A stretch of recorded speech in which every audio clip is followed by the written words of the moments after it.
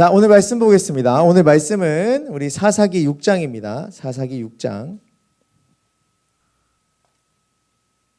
지난주에 이어서 이제 기도원에 관한 말씀을 나눌 텐데 사사기 6장 25절부터 27절까지 말씀이고요. 성경의 내용은 6장을 이제 구석구석 볼 테니까 덮지는 마시고 제가 이것만 읽겠습니다. 사사기 6장 25절부터 27절까지 말씀입니다. 제가 가진 성경으로 구약성경 370페이지입니다. 세 계절이니까 우리 같이 읽겠습니다. 우리 합독하죠. 준비 시작. 그날 밤에 여호와께서 기드온에게 이르시되 내 아버지에게 있는 숫소 곧 7년 된 둘째 숫소를 끌어오고 내 아버지에게 있는 바알 제단을 헐며 그 곁에 아세라 상을 찍고 또 이 산성 꼭대기에 내 하나님 여호와를 위하여 규례대로 한 제단을 쌓고 또 둘째 숫소를 잡아 내가 찍은 아세라 나무로 번제를 드릴지이다 하시니라. 이에 기드온이 열종 사람을 데리고 여호와께서 그에게 말씀하신 대로 행하되 그의 아버지의 가문과 그 성읍 사람들을 두려워하므로 이 일을 감히 낮에 행하지 못하고 밤에 행하니라. 아멘. 자, 오늘 말씀은 우리 기드온에 관한 말씀을 나누게 될 텐데요. 앞에서부터 몇 군데 쭉쭉 이제 보시게 될 텐데 우리 지난주에 했던 말씀만 잠깐만 기억해 볼까요? 기드온이 어떤 일이 있었죠? 기드온이 지금 미디안 족속으로부터 굉장히 많은 핍박을 받고 있던 그 이스라엘 백성들이 하나님께 부르짖었어요. 그런데 그 중에서 한 사람이 이제 기드온이라는 사람이 나오는데 이 기드온이라는 사람은 지금 자기가 먹을 것을 찾기 위해서 먹을 것을 지키기 위해서 생존을 위해 밀을 가지고 그냥 포도주 틀 가운데 들어가서 사부작 그냥 이렇게 밀을 까부시는 중이었습니다. 그래서 그걸 가지고 지금 자기 먹을 거를 이렇게 채우는 중이었어요. 근데 그 중에 그 여호와의 사자가 나타나서 뭐라 그랬냐면 큰 용사여 이렇게 했단 말이죠. 우리 여기까지 나눴어요. 근데 큰 용사여라고 하는 말을 들을 때 우리는 앞으로 더 너는 정말 대단한 일을 할 거야 라고 하는 큰 용사, 더 나아가 큰 자로 바라봤을 때 그 어떤 결과물을 가져올 사람으로서의 큰 자가 아니라 우린 이미 하나님 앞에 큰 자로 택하심을 받았기 때문에 작은 틀 안에 갇혀서 나를 지켜줄 만한 것들 사이에 갇힌 채로 살지 말고 하나님이 나를 큰 자로 만드신 성도이기에 이 땅에서 하나님의 것을 마음껏 누리며 살아가는 하나님의 백성이 되자고 지난주에 말씀을 나눴습니다. 이렇게 짧게 얘기할 걸 지난주에 왜 이렇게 길게 얘기했을까요? 그죠? 자, 그런데 이게 요약만 맨날 하면 진짜 빨리 끝날 텐데. 자, 그래서 이거 왜 짧게 끝나고 왜 이렇게 맨날 길게 하죠? 자, 갑자기 의문이 생기네. 자, 그래서 오늘은 그 뒤에 또 짧게 끝날 거 길게 말씀 나누도록 하겠습니다. 오늘 말씀을 이렇게 보면 이제 그렇게 기드온에게 이제 큰 용사라고 부르고 나서 기드온이 여호와의 사자로 하여금 이제 놀라운 일도 보고 막 그런 일이 벌어져요. 그런데 오늘 그거는 또 이제 아는 부분이니까 이 부분을 한번 생각해 보도록 하겠습니다. 오늘 읽었던 부분이에요. 이스라엘 자손이 이제 미디안한테 굉장히 괴로움을 당하고 있을 때 기드온이 큰 용사로 이제 나름 부르심을 받았는데 오늘 장면은 어떤 장면이냐? 여호와께서 이제 뭐라 그러냐면 하나님께서 기드온에게 직접 말씀하시는 게 뭐였냐? 오늘 읽은 내용이었어요. 이제 기드온이 해야 될 첫 번째 명령 중 하나였어요. 어떤 명령이었냐? 이제 그 내 아비에게 있는 바알 제단을 헐고 그리고 아세라상을 찍어서 없애라. 그리고 산꼭대기에 가서 하나님 여호와를 위해서 그거를 다 제단을 쌓고 나서 그 나무로 된 우상, 특히 이제 아세라는 나무로 된 게 많았대요. 그래서 나무를 태운다는 얘기가 나오는데 그 목상같이 우상이 되는 그것들을 찍어다가 그걸 이제 땔감으로 쓰고 이제 거기다가 이제 숫소를 이렇게 놓고 제사를 지내라 이렇게 말씀을 하셨습니다. 그런데 오늘 읽었던 말씀 중에 이제 27절의 말씀은 뭐였냐? 기드온은 이 일을 여호와께서 하라고 했음에도 불구하고 이게 한 번에 사람들 앞에서 이 일을 하기가 좀 두려웠어요. 그리고 집안의 가문에서도 좀 두려운 일이었어요. 오늘 말씀에 27절 되게 재밌는 게 뭐냐면 이에 기드온은 종 10사람을 데리고 여호와께서 말씀하신 대로 했어요. 그의 아버지의 가문과 그 성읍 사람들을 두려워했습니다. 그러니까 이거를 마음껏 한 게 아니고 하나님이 시키셨음에도 불구하고 두려운 마음을 가지고 막 사람들 보는 앞에서 막 대놓고 뭐 한 게 아니라 밤에 아무도 모르게 10명을 데리고 가서 이제 그 일을 행했다. 이제 요 얘기였어요. 자, 오늘 말씀은 이렇게 좀 나오기 전에 좀 앞에서부터 좀 볼 게 있기 때문에 좀 보도록 하겠습니다. 자, 기드온이 이제 그 이스라엘 백성들이 기드온을 택하기 전에 이스라엘 백성들이 하나님께 부르짖은 내용이 있습니다. 그죠?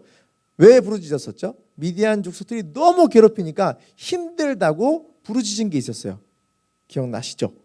네, 부르짖었어요. 그런데 참 웃긴 게 뭐냐면 이스라엘 백성들이 하나님께 부르짖었어요. 힘들다고.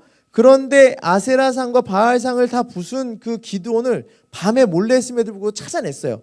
찾아내고 나서 그 사람들이 우르르 몰려와서 그 기드온에게 뭐라고 얘기했는지 한번 보실래요? 기드온에게 뭐라 그랬냐면 우리 28절 이렇게 보실래요? 아침에 일찍이 일어나 깜짝 놀랐겠죠?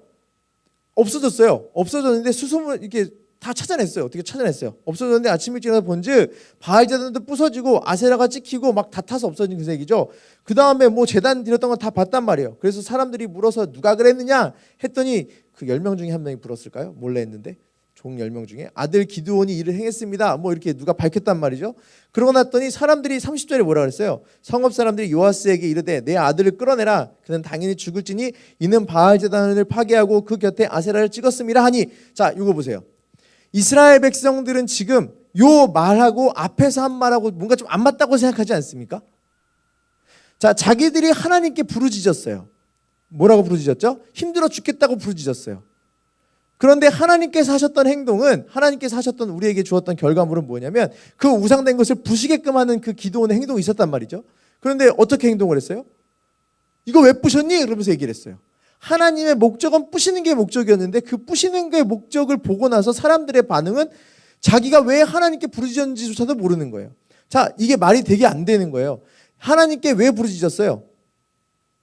그들이 생각할 때 하나님이 자기들에게 고난을 줬다 생각했기 때문에 부르짖었겠죠. 다시 말해 자기들이 왜 이 일을 당하고 있는지 그 근본에 대해 생각하지 못하고 있어요.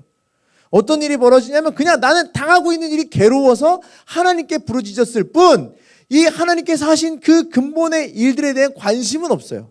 기드온을 붙잡아 놓고 이렇게 물어봤으면 되잖아요. 너 왜 부셨니? 라고 물어봤으면 어떨까요?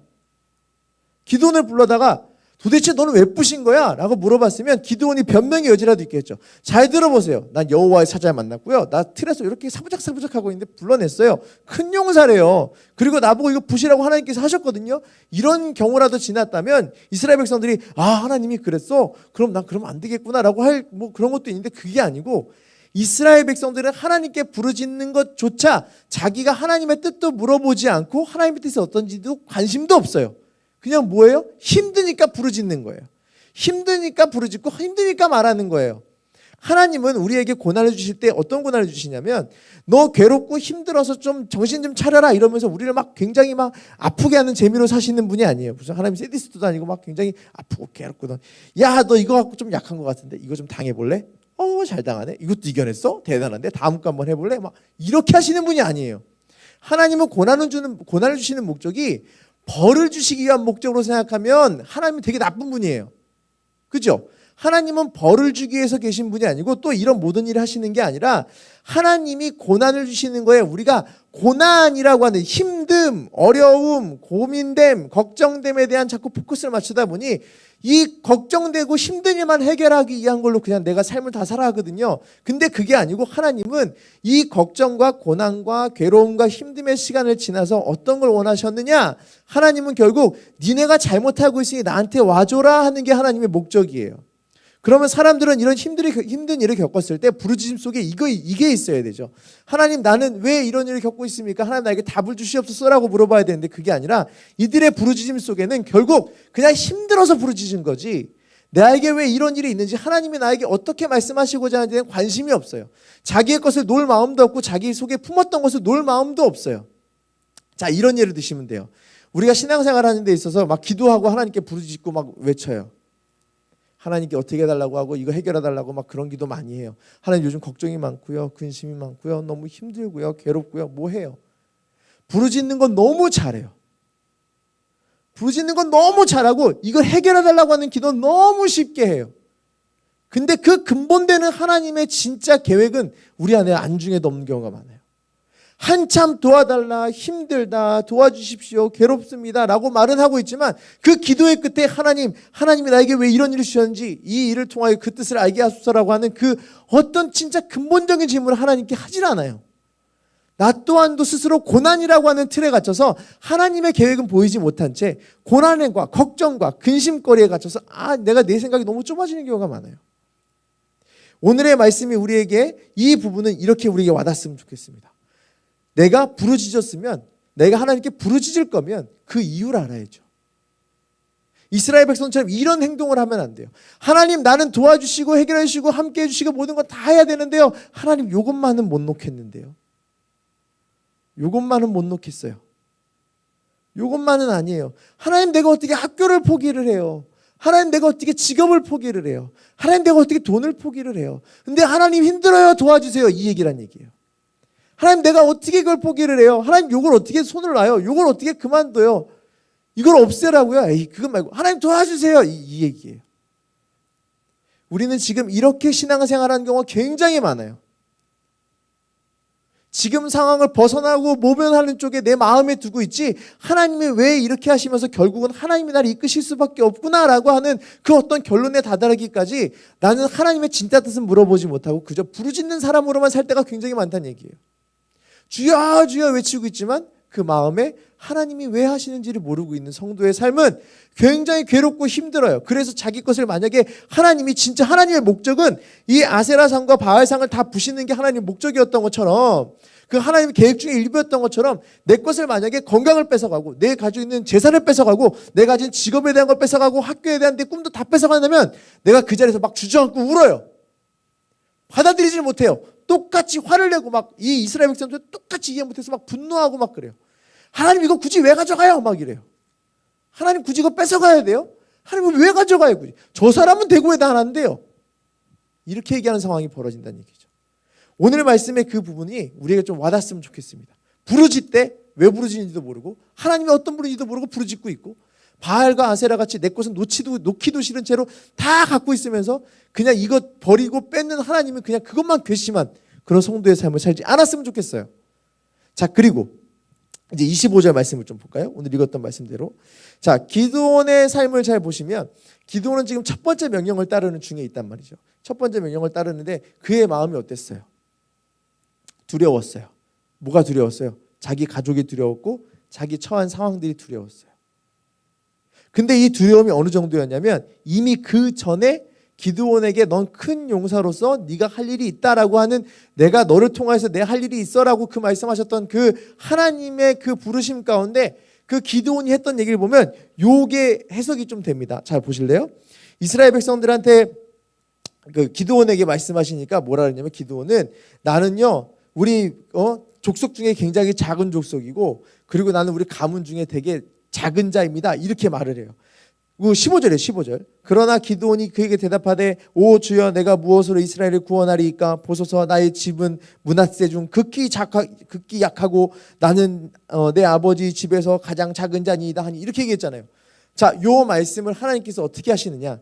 기드온이 두려움 가운데서도 하나님의 일을 하고 하나님의 그 행동들을 다 어떻게 하고 용기 내서 했단 말이에요. 비록 무서워서 밤에 한 것이 되게 우리한테는 밤에 했으니까 에이 겁쟁이 이렇게 할 수 있지만 결국 부셨잖아요. 이 일을 하고 나서 하나님께서는 그 하시는 일에 대해 첫 번째 명령에 맞는 답을 주셨어요. 이 모든 일을 했을 때 누가 하신다고요? 하나님이 하시고 하나님이 결과를 낸다 그랬죠. 하나님께서 어떻게 행하셨느냐? 기드온에게 가장 두려웠던 가문과 자기 족속의 그 자금에 대해서 그 하나님 어떻게 반응하셨느냐? 다 부시고 사람들이 막 쳐들어와서 너 나한테 좀 혼 좀 나야겠다 하고 했을 때 어떻게 했느냐면 그 바알을 두고 있었던 바알을 집안에 두고 있던 그 요아스 마저도 그 마음이 확 돌이켜요. 지금 30절부터 보실래요? 30절로부터 보시면 성읍 사람들이 요아스에게 이르되 내 아들을 끌어내라 죽을지니 이는 바알 제단 파괴하고 내 곁에 그 곁에 아세라를 찍었습니다 하니 요아스가 갑자기 마음을 바꿔요. 요아스 집에도 바알도 있고 우상도 있었거든요. 근데 갑자기 요아스도 화딱지 났을 거 아니에요. 그러면은 넌 어떻게 그럴 수 있니 하고 기드온에게 뭐라고 할 만도 한데 요아스가 뭐라 그러냐면 자기를 둘러서 모든 자에게 이르되 너희가 바알을 위하여 다투느냐 너희가 바알을 구원하겠느냐 그를 위하여 다투는 자가 아침까지 죽임을 당하리라 바알이 과연 신일진데 그의 제단을 파괴하였은즉 그가 자신을 위해 다툴 것이라 하니라. 자, 이걸 보시면 요아스가 기드온을 변호를 해요. 아버지를 두려워했어요. 왜냐하면 자기 집안에서 기드온은 정말 보이지도 않고 미세한 자였거든요. 그 미세하고도 보이지 않는 그놈이 집에서 큰 일을 벌여놨어요. 그랬으면 아버지로서 너는 이 보이지도 않는 내가 사고를 쳐 이럴 수도 있는데 그게 아니고 하나님이 그 다음에 하신 일이 뭐예요? 요아스를 확 바꿔놨어요.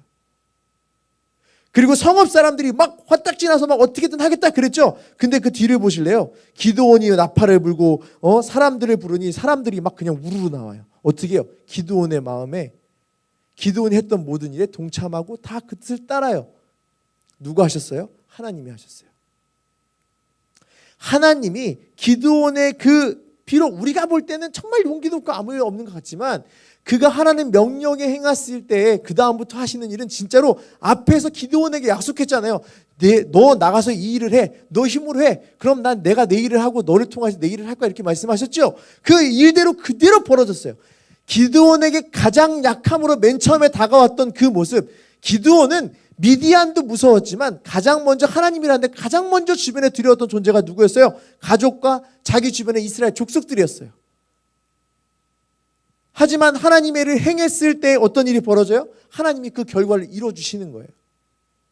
이 말씀을 우리가 보면 이렇게 보면 좋습니다. 우리는 하나님이 하라고 하는 일, 말씀에 있는 일, 이거 아니고 저거 아니야, 이것도 아니야, 저것도 아니야, 다 버리고 내려놔 라고 하나님께서 말씀하실 때 우리는 마음이 두려워요. 하나님 돈이 없으면 어떡해요? 하나님 직업이 없으면 어떡해요? 하나님 지금 내가 시간이 없는데 이거 쪼개서 교회에서 뭐 하라고요? 하나님 지금 날 여기다 부르셨어요? 왜 나 교회에다 부르시고 갑자기 지난주 투표했는데 이 말이 좀 뭐하긴 한데 왜 갑자기 날 직분자로 세우시고 좀 그렇긴 한데 왜 갑자기 하필 날 안수집사로 세우시고 왜 갑자기 날 장로로 세우시고 막 바빠 죽겠는데 왜 집어넣었어요? 라고 이제 할 때 하나님이 부르심이 있는 자들은 그 힘들고 어려운 과정 속에서 그냥 투덜대고 주저앉아서 아무것도 안 하고 못하겠다고 막 주저앉아 우는 게 아니라 그때 뭘 해요? 안 될 것 같지만 내 시간을 뺏겨서 내가 정말 망할 것 같기도 하고 내가 다 모든 걸 뺏겨갖고 남들보다 적게 벌 것 같기도 하고 내 시간을 뺏겼기 때문에 우리 가족들한테 조금 더 미움당할 것 같기도 하고 뭐 같기도 하고 하지만 그 모든 두려움에서 가장 중요한 건 두려움에 주저앉는 게 아니라 두려움 중에도 하나님 말씀을 따라서 내가 해야 될 일을 하는 게 성도의 진짜 모습이에요. 그럼 무슨 일이 벌어진다고요? 그 일의 모든 끝의 책임은 누가 지신다? 하나님이 지신다. 우리가 이걸 모른 채로 사니까 내 손에 놓고 내 손에 뺏길 것이 다 두려움으로 다가오는 거예요. 하나님은 내 앞에서 나를 지켜줄 것 같은 모든 사람들, 여기 말씀에 처음에 지난주에 읽었잖아요. 우상을 주변에 왜 세운다고요? 이게 나를 지켜줄 것 같은 거니까 이 모든 것을 포도주 틀처럼 주변에 다 세워놓고 그 안에 갇혀서 내가 안전한 것처럼 살아요. 근데 하나님은 뭐라고요? 이걸 다 부시라고 했잖아요. 우리는 뭐 한다고요? 부실까봐 무서워서 붙들고 앉아 있어요. 이거 아니면 안 될 것 같은 마음으로 그냥 붙들고 앉아 있어요. 하나님은 시간도 내라 하셨고 하나님은 나에게 모든 내 가진 것도 내라 하셨고 내 재능도 내라 하셨고 나의 삶을 내놓으라고 하시는데 하나님은 그 말씀하시는데 나는 그걸 못 내놓고 붙들고 앉아 있는 거예요. 우리에겐 이럴 때 용기가 필요해요. 두려움과 맞설 용기. 기드온처럼 비록 두렵지만 하나님이 하라 했으니 하나님이 주신 자리니 하나님이 허락하신 시간이니 하나님이 허락하신 나의 재물이니 하나님이 나에게 주신 재능이니 이 모든 것들을 그래 지금 이거 없으면 안 될 것 같고 이걸 절대로 내가 뭐 시간적 하려고 뭐 할 수 없는 것 같지만 이걸 가지고 내가 하나님 말씀하셨으면 두렵지만 놓는 게 두렵지만 한번 놓고 하나님의 말씀대로 해보자라고 하는 이 용기가 진짜 필요한 거예요. 하나님이 원하시는 용기는 이거예요. 그러면 그 뒤는 하나님이 책임져 주시고 하나님이 원하는 결과를 얻게 되는 거예요. 우리 앞선 말씀하고 붙여서 생각해 볼까요? 우리는 하나님께 부르짖어요. 하나님께 부르짖어요. 살려달라고. 우리의 삶은 살려달라는 기도가 우리 기도 중에 대부분이에요. 도와달라는 기도가 대부분이에요. 해달라는 기도가 대부분이에요. 내 건 놓지도 않은 채, 내 건 버리지도 않은 채 이걸 버리라는 하나님의 뜻인데 버리지도 않고 이걸 놓지도 않고 그냥 붙들고 앉아가지고 그냥 도와달라고 하나님 살려주세요. 이거 놓기는 싫어요 라고 말할 때 우리에게 주어진 그 하나님의 진짜 뜻 하나님의 말씀 따라 살아가는 성도의 삶은 하나님 못 놓겠어요. 그치만 놔볼게요 라고 하는 게 성도의 삶이에요. 그리고 우리에게 말씀하셨던 모든 그 하나님의 계획 거봐 놔도 되잖아. 거봐 포기해도 되잖아. 너의 시간을 쪼개도 괜찮잖아. 이거 모르니까 혼나라 이놈아 이러면서 고난 주는 게 아니고 나도 괜찮잖아. 너에게 고난을 줬던 이유가 뭐야? 이것 때문이야. 나도 괜찮은 걸 가르쳐 주시고 하나님밖에 없음을 말씀을 통해서 우리에게 계속 전하고 계신 거예요. 여러분 두려운 거 압니다. 내가 가진 거 쉽게 놓는 게 두려운 거 알아요. 시간을 내는 게 왜 이렇게 무서운지, 내 달란트를 놓는 게 왜 이렇게 무서운지, 내가 지금 우리 가정을 남겨놓고 지금 이 자리에 오는 게 왜 이렇게 두려운지. 어떤 분은 남편이 무서워요. 어떤 분은 아내가 무서워요. 왜 자꾸 교회만 가? 이 말이 그냥 두려워요. 꼭 왜 안수 집사를 받고 막 장로를 받았고 왜 그래? 막 이런 자꾸 나 죄송하네. 막 그래요.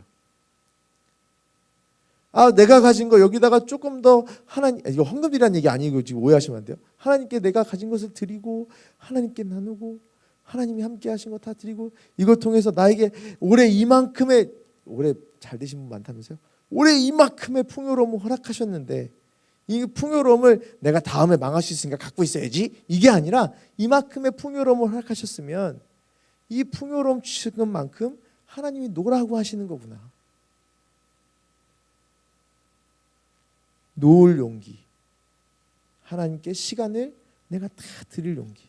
남들은 에게 그거밖에 못해, 아유 아무것도 얘기한다 할지라도 내가 그 용기를 가지고 놓고 포기하고 내가 하나님께 맡기려는 그 삶을 산다고 한다면 하나님은 우리에게 주셨던 약속, 이건 기도원에게만 했던 약속이 아닌 거 알죠? 우리를 큰 자로 세우시고 큰 용사로 세우시는 그 하나님이 약속하신 대로 내가 하는 일이 아닌 내가 용기 내어 부수고 없애고 용기 내어 했던 한 가지의 성도의 일로 인하여 하나님께서 하실 일이 정말로 크게 이루어질 줄로 믿습니다. 여러분이 기도원 같은 자가 됐으면 좋겠어요. 또 제가 기도원과 같은 사람이 됐으면 좋겠습니다. 이것이 곧 하나님이 우리를 향해서 주시는 고난이 아니라 가르쳐 주시는 가르침의 일부고 교육의 일부가 될 겁니다. 성도로서 용기 있게 행동하십시오. 소심하게 해도 어떤 행동이든 그것은 곧 용기가 되고 하나님의 결과가 될 거라고 확신합니다. 우리 한번 찬양하고 기도할 텐데요. 우리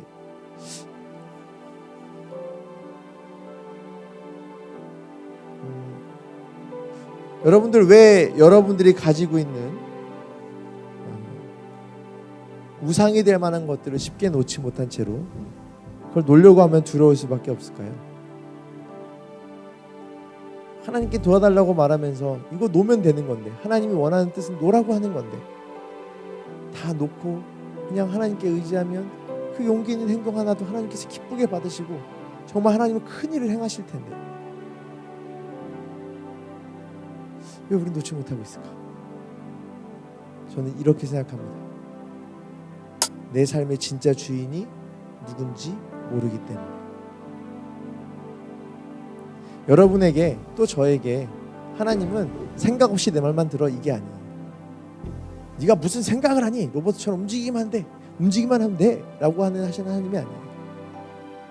하나님 우리에게 삶을 각자에게 다 주셨고 모든 상황들을 다 다르게 허락하셨어요. 근데 그 중에 놓지 말아야 될 게 하나는 있어요. 내 삶의 주관자 되신 하나님께서는 결국 하나님이 이끄시는 대로 다 이끌어 가시고 모든 과정 중에 용기를 보시며 행동을 보신다는 거예요. 근데 만약에 내가 하나님이 주인 삼으시고 하나님이 나의 주인 되시고 하나님이 나 이끄신다라고 하는 생각이 아니라 하나님 요건 내가 할 거, 요건 하나님이 할 거, 요거는 하나님이 이해해 줄 만한 거, 요거는 하나님께서 나한테 양보해야 될 거, 이 기준을 나누는 건 주인이 하나님이 아닌 내가 주인 된다라고 하는 행동하고 똑같은 겁니다. 오늘 기도를 통해서 진짜 주인 되신 하나님을 고백하는 시간 됐으면 좋겠습니다. 또 진짜 주인 되신 하나님 앞에 나의 잘못된 우상들을 다 내려놓고 용기 있게 다 버리고 하나님이 하실 일을 기쁘게 바라보는 자가 됐으면 좋겠습니다. 우리 함께 찬양하실 때 우리 내가 주인 삼은 찬양하실 텐데요. 내가 주인 삼을 찬양하시면서 내 잘못된 우상들 정말 버리면 안 될 것 같아서 그냥 붙들고 앉아서 그것만 붙들고 울부짖는 내가 아니라 이거를 다 내려놓는 그런 고백이 됐으면 좋겠습니다. 우리 내가 주인 삼을 함께 찬양합니다.